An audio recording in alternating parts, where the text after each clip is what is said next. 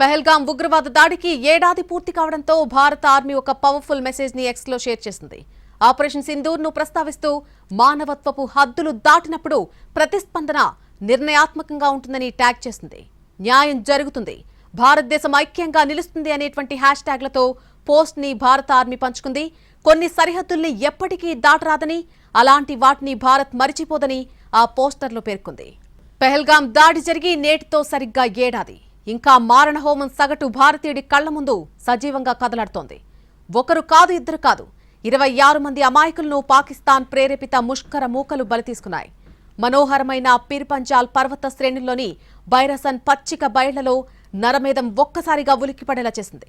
ఏడాది గడిచినా అక్కడ ఇంకా గంభీరమైన వాతావరణమే కనిపిస్తోంది. ప్రాణాలు కోల్పోయిన వారి పేర్లతో అక్కడ స్మారక స్తూపం నెలకొల్పారు. బండరాయిపై చనిపోయిన వారి పేర్లను చెక్కారు.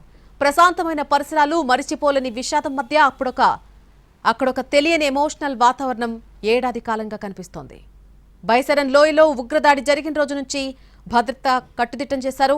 ఒకప్పుడు సందడిగా ఉండే పహల్గాం ఇప్పుడు స్తబ్దుగా కనిపిస్తోంది. బేతాబ్ వ్యాలీ, అరు వంటి ప్రదేశాల్లోకి సందర్శకులను అనుమతిస్తున్నప్పటికీ దాడి జరిగిన బైసరన్ వ్యాలీ మాత్రం ఇంకా మూసివేసే ఉంది. ఎంట్రీ ఎగ్జిట్ దగ్గర సెక్యూరిటీ టైట్ చేశారు. ముఖ్యంగా లోయ చుట్టూ ఉన్న ప్రాంతాల్లో భద్రతా దళాలు నిఘా పెంచాయి. అదనపు అవుట్ పోస్టులను కూడా ఏర్పాటు చేశారు. టూరిస్టుల ఎంట్రీని కఠినతరం చేశారు. పహల్గాం దాడి అనంతరం కేంద్ర ఏజెన్సీలు అనుమానిత ఉగ్రవాదుల ఇళ్లను కూల్చివేశాయి. 5 అనుమానితులను గుర్తించారు. వారిలో 3 పాకిస్తాన్కు చెందిన వారిని జాతీయ దర్యాప్తు సంస్థ నిర్ధారించింది. ఉగ్రవాదులకు ఆశ్రయం కల్పించారనే ఆరోపణలపై 2 స్థానికులను కూడా అరెస్ట్ చేశారు. అయితే దాడి చేసిన వారికి లోకల్ సహాయం చేసి ఉంటే అది వారి ఇష్టపూర్వకంగా చేసింది కాదని జమ్మూ కాశ్మీర్ ముఖ్యమంత్రి ఒమర్ అబ్దుల్లా అన్నారు.